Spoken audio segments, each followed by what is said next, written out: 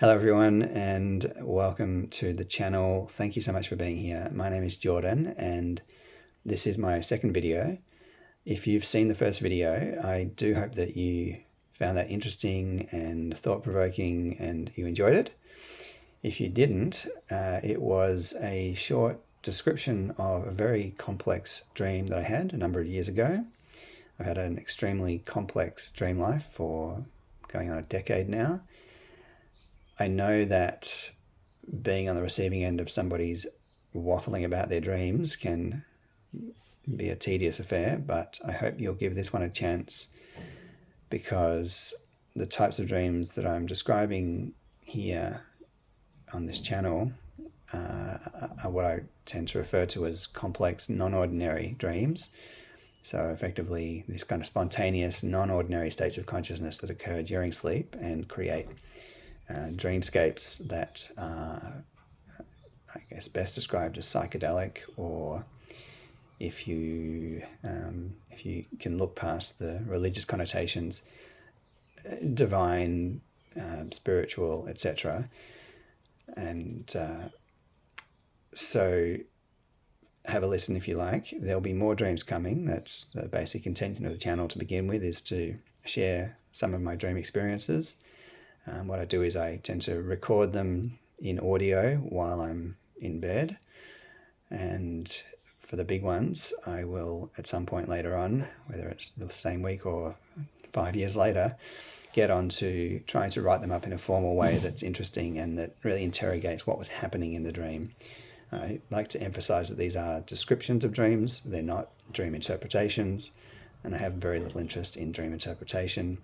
And that's actually one of the main reasons why I'm creating the channel, because I believe that, especially in the space of complex dreams like this, the the modes of engagement that are available in the form of lucid dreaming cultivation or dream interpretation, or often even psychiatric analysis, really fall short of what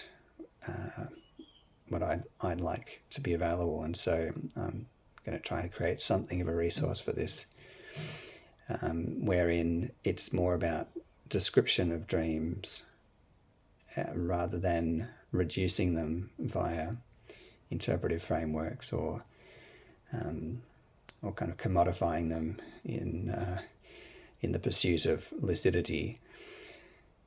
So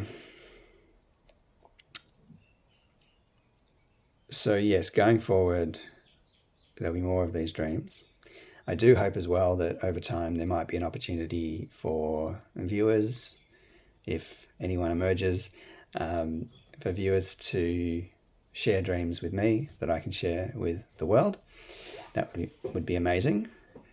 As I say, I imagine there are probably people out there like me who have some very unusual dreams and are disappointed by the opportunities out there to engage them in ways that don't reduce them or trivialize them or commodify them. So hopefully I can start a discussion around all of that. More broadly, I'm very interested in the nature of consciousness, in particular altered states. So that's typically drug-induced states or non-ordinary spontaneous states during sleep in particular. But there's a whole range of other things that, states that could be discussed, and just the general nature and phenomenology of consciousness I think is very interesting. Also, at this point in the development of the world, we have the questions that AI is throwing up. I think it's interesting that one of the most common questions that we see in relation to AI and consciousness is indeed, will AI be conscious? Are AIs conscious? How conscious are they? And I find it an unusual focus for all of the things that we could discuss around AI and consciousness, given that we can't reliably determine whether another human being or another animal is conscious, because we have almost no we have a definition of consciousness, but it doesn't really illuminate very much.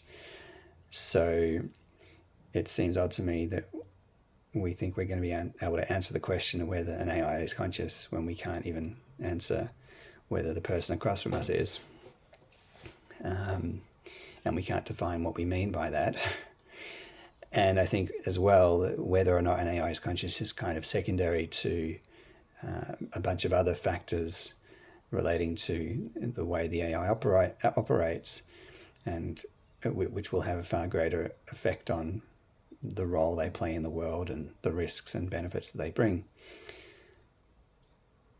I think more importantly on the question of AI and consciousness is the opportunities that will arise to use AI to better understand the nature of consciousness, what it even means, to maybe help us towards better definitions or better ways of, I suppose, classifying it. Although in some sense I fear that is reductive in the same way that dream interpretation is. But also the tools that will arise and are already coming to the surface that allow for AIs to explore and manipulate and work with and exploit, in the non-terrible sense of the word, states of consciousness in others, in ourselves. So the substance of consciousness. An example of this is some research I saw where they've managed to build an AI where a human is placed in I think an EEG scan or an MRI, and their brain activity is measured while they're looking at a particular image, and that electrical output is fed through an AI, which can then render an image that is its best guess as to what the human is looking at. And indeed it does it quite well. And the speculation there was that over time, I mean, this is one of many forms of so-called mind reading that is starting to emerge, and over time there'll be a greater and greater capacity for us to extract the contents of consciousness, or the contents of our thoughts, for use by systems. And lost my train of thought. I'll come back to you in 1 second.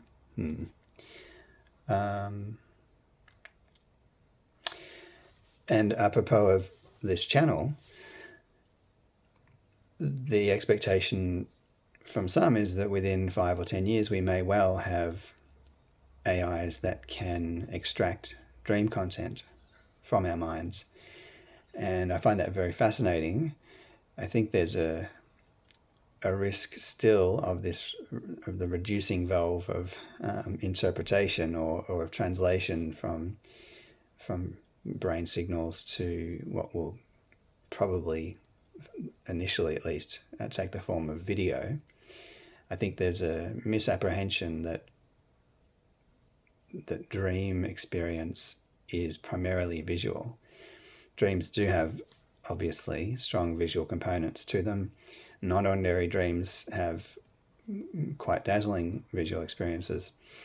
However, for me, they're very much secondary to other aspects of the experience, such as deeply felt, embodied experiences, sensations in the body, extremely complex emotions, very, very deep conceptual constructs that emerge in these non-ordinary dreams. And just like a psychedelic trip, which again is often is most commonly understood as a very elaborate visual experience, when in fact really actually profound trip experiences really are most identified by non-visual content, at least in my experience. And even to the extent that there is very strong visual content, that's, I think, amongst the least meaningful of the phenomena that occur in there. It's very exciting and interesting, but in terms of meaning, I think it's the emotional and conceptual spaces and a lot of these physical things which have the most to offer in terms of meaning.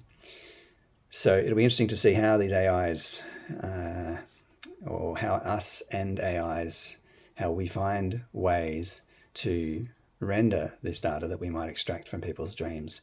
Hopefully it will, over time, go beyond simply video. I think there's probably going to be whole new branches of art. In fact, there's a brilliant video from MoMA, I believe, where they've done some, well, I'm not going to be able to do it justice now, but some brilliant work with AI. I guess if you YouTube AI MoMA, you'll find what I'm talking about. Anyway, waffling on now. I think that's been 10 minutes or so, so I will leave you there. Thank you very much for listening. I'll be with you again. I'm not sure when, but I will be with you again with another dream, and looking forward to hopefully making something of this, and looking forward to talking to you.